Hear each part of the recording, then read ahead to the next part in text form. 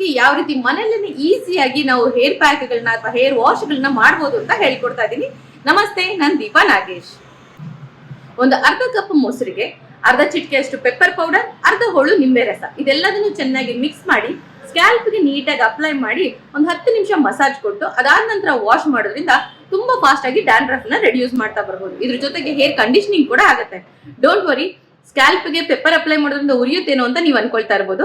ಮಂದ ಪ್ರಕೃತಿ ಆಗಿರುವಂತ ಮೊಸರು ಅದ್ರ ಜೊತೆ ಇರೋದ್ರಿಂದ ಯಾವುದೇ ರೀತಿಯ ಟಿಂಕ್ಲಿಂಗ್ ಎಫೆಕ್ಟ್ ಆಗೋದೇ ಇಲ್ಲ. ಟೈಮ್ ಇಲ್ಲ ಅನ್ನೋದಾದ್ರೆ ಹೇರ್ಗೆ ನೀವು ಫಸ್ಟ್ ಚೆನ್ನಾಗಿ ಆಯಿಲ್ ಅಪ್ಲೈ ಮಾಡಿಬಿಟ್ಟು ಹೇರ್ ವಾಶ್ ಮಾಡೋದಕ್ಕಿಂತ 20 ನಿಮಿಷ ಮುಂಚೆ ಆಪಲ್ ಸೈಡರ್ ವಿನಿಗರ್ ಅಂತ ಸಿಗುತ್ತೆ. ಈ ಆಪಲ್ ಸೈಡರ್ ವಿನಿಗರ್ಗೆ ಅದರಷ್ಟೇ ಕ್ವಾಂಟಿಟಿ ಅಂದ್ರೆ 1:1 ಕ್ವಾಂಟಿಟಿಲಿ ನೀರನ್ನ ಮಿಕ್ಸ್ ಮಾಡಿ ಚೆನ್ನಾಗಿ ಸ್ಪ್ರೇ ಬಾಟಲ್ ಒಳಗಡೆ ಹಾಕಿ ಹೇರ್ಗೆಲ್ಲ ಅಪ್ಲೈ ಮಾಡ್ಕೊಳ್ಳಿ. 20 ಮಿನಿಟ್ಸ್ ಬಿಟ್ಟು ಹೇರ್ ವಾಶ್ ಮಾಡೋದ್ರಿಂದ ಸೂಪರ್ ಕಂಡೀಷನಿಂಗ್ ಅಂತೂ ಆಗೇ ಆಗುತ್ತೆ. ಅದ್ರ ಜೊತೆಗೆ ಡ್ಯಾಂಡ್ರಫ್ ಕೂಡ ರೆಡ್ಯೂಸ್ ಆಗ್ತಾ ಬರುತ್ತೆ.